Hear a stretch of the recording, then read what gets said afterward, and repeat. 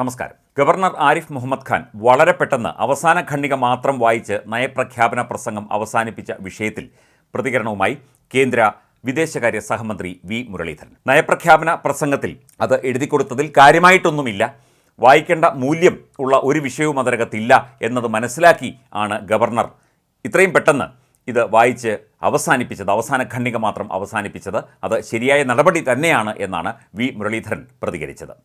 മാത്രമല്ല, LDFും UDFും അവർ ഇന്ത്യ മുന്നണിയല്ലേ, അവർ തമ്മിലുള്ള പല നാടകങ്ങളും അവർ തമ്മിലുള്ള പല ഒത്തുതീർപ്പുകളുമൊക്കെ തന്നെ നടക്കുന്നുണ്ട് എന്ന കാര്യവും വി മുരളീധരൻ പറഞ്ഞു. ഈ നയപ്രഖ്യാപന പ്രസംഗത്തിൽ സംസാരിക്കാൻ ഒതുക്കുന്ന അല്ലെങ്കിൽ ഉചിതമായിട്ടുള്ള കാര്യങ്ങളില്ല എന്ന് ഗവർണർക്ക് തോന്നിയത് കൊണ്ടായിരിക്കും. മാത്രമല്ല, ഈ ധാരാളം അത്തരം സന്ദർഭങ്ങൾ ഉണ്ടായിട്ടുണ്ട്. കാരണം അതിൻ്റെ തുടക്കത്തിലും അവസാനവും മാത്രം വായിച്ച് അവസാനിപ്പിച്ചിട്ടുള്ള എത്രയോ സംഭവങ്ങൾ ഇതിനു മുൻപ് നടന്നിട്ടുണ്ട്. അതിൽ വലിയ പുതുമയൊന്നുമില്ല. UDFിൻ്റെ വിമർശനം ഉണ്ടായിട്ടുണ്ട്. UDFും LDFും തമ്മിൽ വ്യത്യാസമില്ലല്ലോ, ഹിന്ദി സഖ്യമല്ലേ. അതുകൊണ്ടല്ലേ പിണറായി വിജയൻ്റെ മാസപ്പടി പ്രശ്നത്തിൽ സതീശൻ മിണ്ടാതിരിക്കുന്നത്. അവരൊരുമിച്ചാണ്. അത് മാത്രമല്ല, ഇപ്പോൾ വിവാദമായിക്കൊണ്ടിരിക്കുന്ന സഹകരണ മേഖലയിലുള്ള ആ ഒരു ഭാഗം മാത്രമാണ് ഗവർണർ വായിച്ചത്.